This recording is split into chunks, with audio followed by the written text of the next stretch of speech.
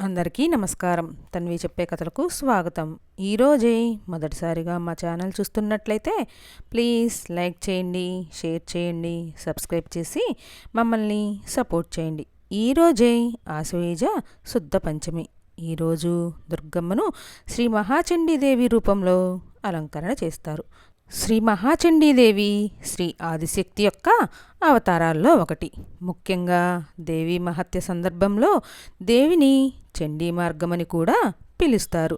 చండీ అనేది దుర్గాదేవి యొక్క భయంకర మరియు శక్తివంతమైన రూపం.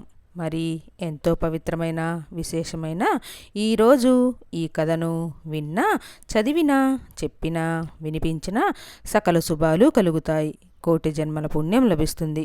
మరి ఆ కథ ఏంటో ఇప్పుడు మనం ఈ వీడియోలో తెలుసుకుందాం. మన హిందూ పురాణాలు, మన హిందూ మత విశ్వాసాల ప్రకారం రాక్షసులు దేవలోకాన్ని ఆక్రమించి ఇంద్రుడి సింహాసనాన్ని లాక్కునే సమయం వచ్చినప్పుడు దేవతలందరూ ఒకచోట సమావేశమై ఆ పరమశివుడి కొరకు రాక్షసుడి గురించి తెలియజేశారు. అప్పుడు పరమశివుడు మాతృదేవతను స్తుతించాలని కోరతాడు.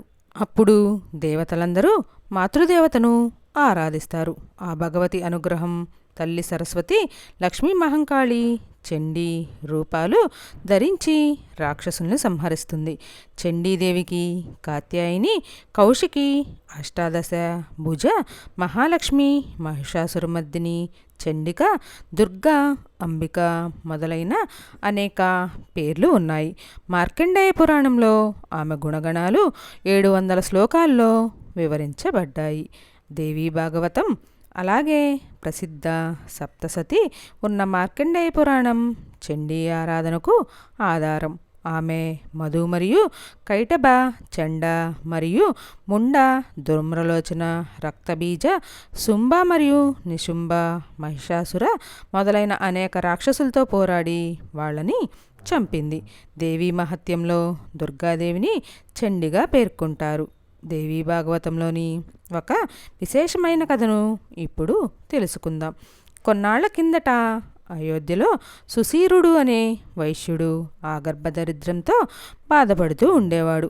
పగలంతా పస్తుతో పనిచేస్తే తప్ప రాత్రి కుటుంబానికి ఇంత ప్రబలం దొరికేది కాదు. కూతురు పెళ్లికి సిద్ధంగా ఉంది. ఎదుగుతున్న కొడుకులు తిండి తిండి అని ఒకటే గోల చేస్తున్నారు. అంత దరిద్రంలో కూడా అతను ఏనాడు ధర్మం తప్పేవాడు కాదు. ఒకనాడు తిండి కోసం అల్లరి చేస్తున్న పిల్లల్ని ఇంటిలో నుంచి పొమ్మన్నాడు. బిక్క చచ్చి బయటికి వెళ్ళిపోయారు వాళ్ళు. సుశీలుడికి చాలా బాధ వేసింది. ఓ బ్రాహ్మణుడిని కలిశాడు సుశీలుడు. బ్రాహ్మణుడితో సుశీలుడు ఇలా పలికాడు: ఓ బ్రాహ్మణోత్తమ, అన్నీ తెలిసిన వారు మీరు. దరిద్రంలో తలా మునకలైపోతున్నాను. నేను నాకేం మేడలు మిద్దెలు అక్కర్లేదు.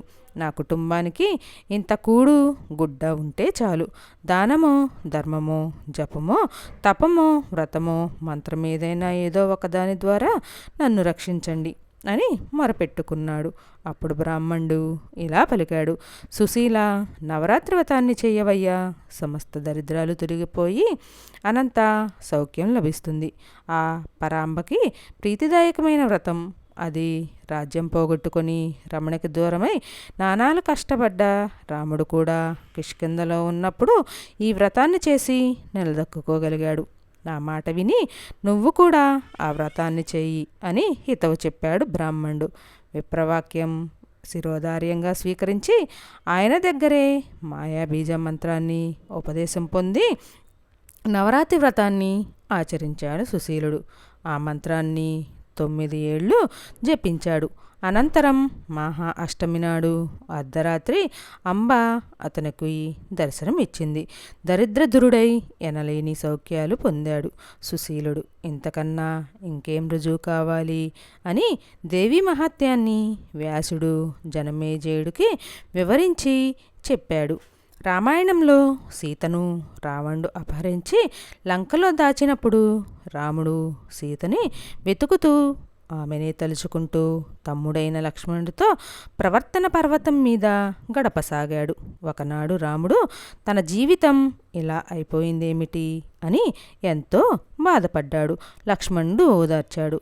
ఇంద్రనహుషుల కథను చెప్పాడు లక్ష్మణుడు.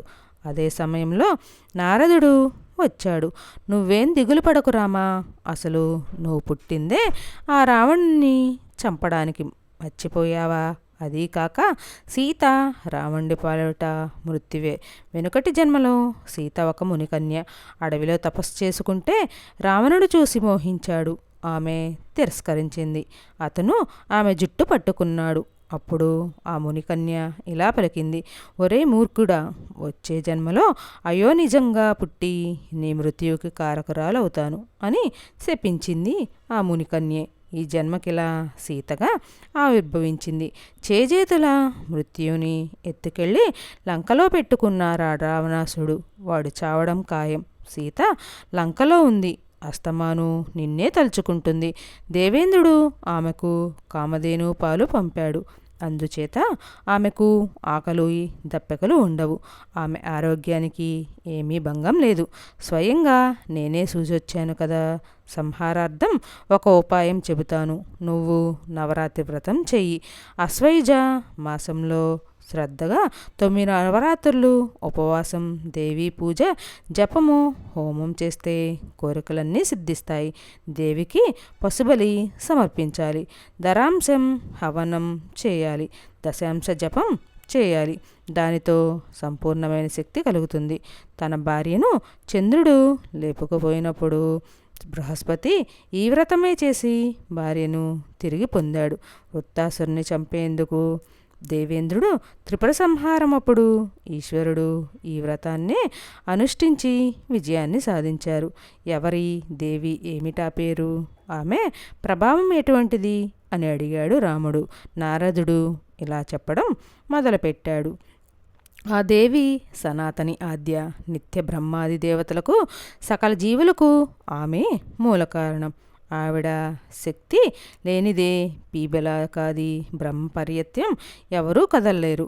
బ్రహ్మలోని సృష్టి శక్తి, విష్ణువులోని పాలన శక్తి, శివుడిలోని సంహార శక్తి అన్నీ ఆవిడే. బ్రహ్మ్యాదులకు పూర్వం ఏమీ లేనప్పుడే ఆమె పరమపురుషుడితో విహరించింది. నిర్గుణమూర్తి అయిన ఆమె ఆ తర్వాత సుగుణమూర్తి అయ్యి సర్వాన్ని సృష్టించింది. బ్రహ్మ మొదలైన వాళ్ళు గుణకర్మ విభాగం బట్టి అంతు పొంతుతో లేవలేన్లు ఏర్పరిచారు. ఆమెకు అందులో ఏ పేరు ఉన్నదని చెప్పమంటావు, ఏ పేరు కాదని చెప్పమంటావని నారదుడు పలకగా, సరే అయితే ముందు పూజా విధానం చెప్పు, ఇవాళ దేవిని పూజిస్తాను అన్నాడు రాముడు. నారదోక్త ప్రకారం సమతల ప్రదేశంలో వేదిక నిర్మించి దానిమీద దేవి విగ్రహాన్ని ప్రతిష్ఠించాడు. రాముడు దేవిని శ్రద్ధగా పూజించాడు. అసూయుజ మాసం రాగానే ఆ ప్రవసన పర్వతం శిఖరం మీదనే నవరాత్రి వ్రతాన్ని ఆచరించారు.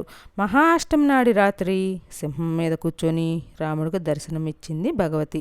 ఇలా పలికింది, నీ వ్రతం నాకు సంతుష్టిని ఇచ్చింది. నువ్వు రాక్షస సంహారార్థమే పుట్టావు.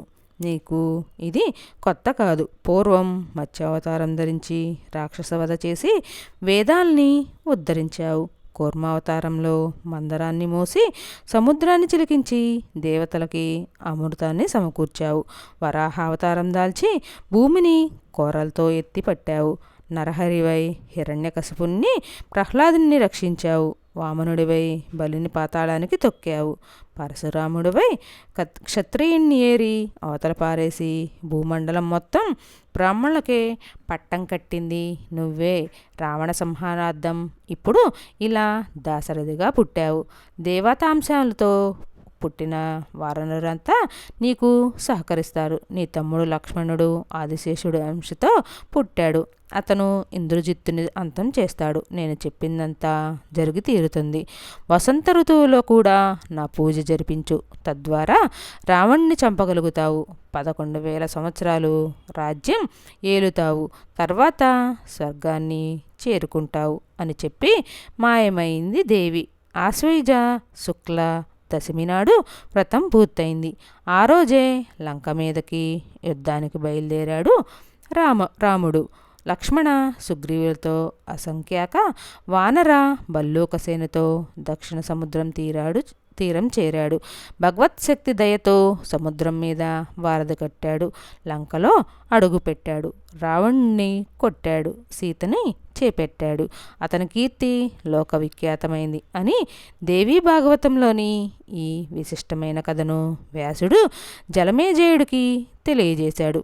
పూర్వం శుంభుడు నిశుంభుడు అని అన్నదమ్ములు ఉండేవారు. ఆ రాక్షస సోదరులు ఇద్దరు మంచి బలవంతులు, రూపవంతులు, వయసులో ఉన్నారు. పాతాళం నుంచి భూలోకం వచ్చి బ్రహ్మ గురించి ఘోరమైన తపస్సు చేశారు. మగవాడెవరు తమని చంపలేనట్టుగా మహిషాసురులాగే వరం కోరుకున్నారు. ఆ వరం కాస్త ఇచ్చేసి బ్రహ్మ తన లోకానికి వెళ్ళిపోయాడు. రాక్షసులిద్దరూ పాతాళానికి చేరారు. వారిలో పెద్దవాడైన శుంభుడు రాజయ్యాడు. ఎంతోమంది రాక్షస వీరులు శుంభుడి నాయకత్వాన్ని అంగీకరిస్తూ అతనితో చేరిపోయాడు. చెండుముండు అనే ఇద్దరు వీరులు సేనాధిపతులు అయ్యారు. ఉగ్రయోధుడైన ధూమ్రలోచనుడు తన సైన్యంతో సహా వచ్చి శుంభుడితో కలిసిపోయాడు. 2 అక్షోహల సేనతో వచ్చి వారిని చేరాడు రక్తబీజుడు. ఈ రక్తబీజుడు రక్తం నేల చుక్కలు నేల మీద పడితే అంతమంది వీరులు అంతటి కంటే ఎక్కువ బలవంతులు అవుతారు. ఎవరి అతన్ని చంపలేకపోతున్నారు. అలా చతురంగ బలాలు సమకూర్చుకొని ముల్లోకాల్ని జయించారు ఆ అన్నదమ్ములు.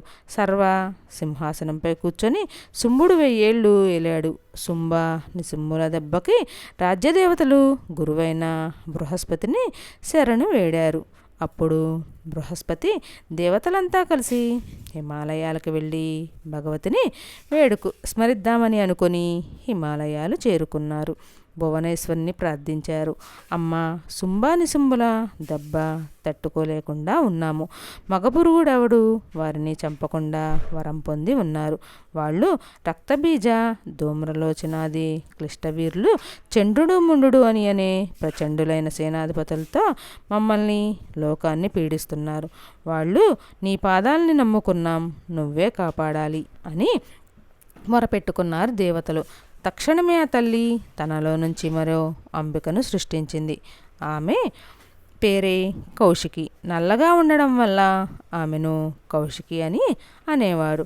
అప్పుడు భగవతి ఇలా పలికింది, ఆ రాక్షసుల సంగతి నేను చూసుకుంటాను, మీరు వెళ్ళి మీ పనుల్లో లగ్నం కండి అని ఆదేశించి కౌశికతో కలిసి శుంభ నిశుంభుల రాజధానికి బయలుదేరింది. నగరం బయట ఒక ఉపవనంలో కౌశికుని చెంత కూర్చోబెట్టుకొని లోక సమ్మోహనకరమైన గానం చేయడం మొదలుపెట్టింది. అదే సమయంలో అటుగా వచ్చిన చంద్రుడు ముండు ఆమెను చూశారు. ఆశ్చర్యపోయారు. గబగబా శుంభుడి దగ్గరకు వెళ్ళి ఆమె గురించి చెప్పారు. ఆమె నీకు భార్యగా తగిన పిల్ల, వెంటనే ప్రయత్నించు అన్నారు. వాళ్ళు చెప్పింది విన్న శుంభుడు వెంటనే సంబరపడ్డాడు. సుగ్రీవుడు అనే చతురభాషిని తన రాయబారిగా అంబిక వద్దకు పంపాడు. శుంభుణ్ణి పొగిడాడు. సుగ్రీవుడు అతన్ని పెళ్లి చేసుకోమని భగవతికి తెలియచేశాడు. అప్పుడు భగవతి ముసిముసి నవ్వులు నవ్వుతూ ఇలా పలికింది, మీ రాజుల గురించి వినే ఇలా వచ్చాను. అందగాళ్ళు, బలవంతులు, 32 మంచి లక్షణ ఉన్నవాళ్ళని వినే ఏరుకోరి ఈ నగరానికి వచ్చాను. మీ రాజులు పెళ్ళాడటానికి నాకేమీ అభ్యంతరం లేదు. కానీ ఒక చిన్న ఆటంకం ఉంది. అది ఏంటి అంటే, చిన్నప్పుడు బాల్య చాపల్యం వలన చెలికత్తెలతో ఆడుకుంటుంటే ఒక బుల్లి ప్రతిజ్ఞ చేశాను. ఎవరైతే నన్ను యుద్ధంలో గెలుస్తారో వాళ్ళనే పెళ్ళాడతాను అని. అందువల్ల నీ శంభురాజే వస్తాడో లేక అతని తమ్ముడు నిశుంభుడే వస్తాడో వచ్చి నాతో యుద్ధం చేయమను. నన్ను గెలిస్తే వారిని కట్టుకోవడానికి నాకేమీ అభ్యంతరం లేదు. నువ్వు త్వరగా వెళ్ళి ఈ విషయం నీ దొరలకి ఏకాంతంలో చెప్పు అంది జగదీశ్వరి. దాంతో వెర్రి ముఖం వేశాడు సుగ్రీవుడు. ఏమిటి నువ్వు మాట్లాడేది? చిన్నప్పుడేదో అలాంటి ప్రతిజ్ఞని చేసుకోవడం సహజమే. అందున ఆడదానివి కనుక అతిశయము చాపల్యం ఉండడం కూడా సహజమే. శుంభ మహారాజు అంటే ఏమైనా అల్లాటప్ప వాడు అనుకుంటున్నావా? అబ్బో, ఆయన బలం అసలు నీకు తెలియదు. దేవదానవ గుణగణాల్లో ఆయనతో పోరాడేవాళ్ళు ఎవరూ లేరు. నా మాట విను. పెళ్ళికి వధూవరులు కానీ కండబలం కాదు అని చెప్పగా భగవతి ఇలా పలికింది. నిజమే, కానీ ప్రతిజ్ఞ తప్పలేనయ్యా. నీకెందుకు? వెళ్ళి నా మాటగా చెప్పు. ముందు నన్ను పెళ్ళాడమని చెప్పు. అలా కాదు అంటే దాన ధర్మాలు అవి చేసేవాడే కదా మీ రాజు. యుద్ధాన్ని దానం చేయమని, నాకు త్వరగా వెళ్ళాలి అని. నువ్వు అసలు నేను వచ్చిందే యుద్ధం కోసమని కూడా చెప్పు అంది లోకపావని. సుగ్రీవుడు అంబ చెప్పిన మాటలను శుంభుడికి తెలియచేశాడు. నిశుంభుడి సలహాపై శుంభుడు ధూమరలోచన్ని పిలిచి అంబ ఇడ్చుకురమ్మని ఆజ్ఞాపించాడు. 60,000 సేనలతో వెళ్ళాడు ధూమ్రలోచనుడు. సుముణ్ణి వివాహం చేసుకోమని అంబకు తెలియచేశాడు. కానీ అమ్మ ఈసడించుకుంది. దీంతో కోపగించిన ధూమ్రలోచనుడు ఆమెపై యుద్ధాన్ని ప్రకటించాడు. దీంతో కాళిక తన పరాక్రమంతో ధూమ్రలోచనుని 2 రథాల్ని నాశనం చేసింది. ఉడికిపోయిన రాక్షసుడు పెద్ద గదతో ఆమెపైకి పోయాడు. కాళిక ఒక్కసారిగా హుంకరించింది. అంతే, ఆ హుంకరింపుతో ధూమలోచనుడు భస్మం అయిపోయాడు. తక్కిన రాక్షసుని చావబాది వదిలింది. కాళిక పారిపోయేవాళ్ళు కూడా పారిపోగా చచ్చిన వారి శవాలకు దూరంగా మరో స్థలానికి వెళ్ళి తన శంఖాన్ని పూరించింది. ధూమరలోచుండి మరణవార్త శుంభుడి చెవిలో పడింది. అది వెంటనే తానే యుద్ధానికి వెళ్తాను అన్నాడు. నిశుంభుడు కానీ శుంభుడు కానీ తన తమ్ముడైన నిశుంభుని వారించి చెండుణ్ణి ముండుణ్ణి యుద్ధానికి పంపించారు. వారు కూడా అమ్మ చేతిలో పరాజయం పాలయ్యారు. కాళీ వారిద్దరి తలలు నరికివేసింది. వారు చనిపోయిన విషయం తెలుసుకుని సేనాధిపతి అయిన రక్తబీజుడు యుద్ధరంగంలోకి చేరుకున్నాడు. దేవీ సింహాసనంపై బాణవర్షం కురిపించాడు. దేవి ఆ బాణాలన్నీ ఖండించి ఒక చిలికి పట్టిన బాణాన్ని సంధించింది. అది రక్తబీజుడు గుండెకు తగిలింది. కానీ రక్తబీజుడి శరీరంలో నుంచి ఎన్ని రక్త బిందువులు నేల మీద పడితే అంతమంది రక్తబీజులు పుడతారు. అయితే అంతమంది కూడా రూపంలోనూ బలాక్రమంలోనూ సైతం అచ్చం అతనిలాగే ఉంటారు. అతనికి శివుడు ఇచ్చిన వరమది. దీంతో అంబ కత్తి తోటి ముసలంతోటి రక్తబీజుణ్ణి కొట్టడం ఆరంభించింది. రక్తం బయటకు రాగానే చుక్క నెత్తురు కూడా నేల మీద పడకుండా నాకేస్తుంది. చాముండ అతని శరీరం నుంచి తెగిన మాంసం ముక్కల్ని లటుక్కున మింగేస్తుంది. చాముండి చండిక తన ఖడ్గంతో రక్తబీజుణ్ణి ఖండఖండాలుగా నరికివేసింది. ఈ విషయం తెలిసిన శుంభులు అపారమైన సైన్యంతో యుద్ధరంగానికి చేరుకున్నారు. నిశుంభుడు వచ్చి రాగానే కత్తి డాలు పట్టుకొని అంబ మీదకి దూకాడు. సింహం తల మీద కత్తితో మోదాడు. అదే కత్తితో దేవిని నరకబోయాడు. గదతో అతని ఖడ్గాన్ని ఆపి గండ్రగొడ్డలతో అతని భుజం మీద ఒక్క దెబ్బ కొట్టింది అంబ. అంత దెబ్బ తగిలినా నిశుంభుడు వెనకడుగు వేయలేదు. మళ్ళీ ఖడ్గంతో ఆమెను కొట్టాడు.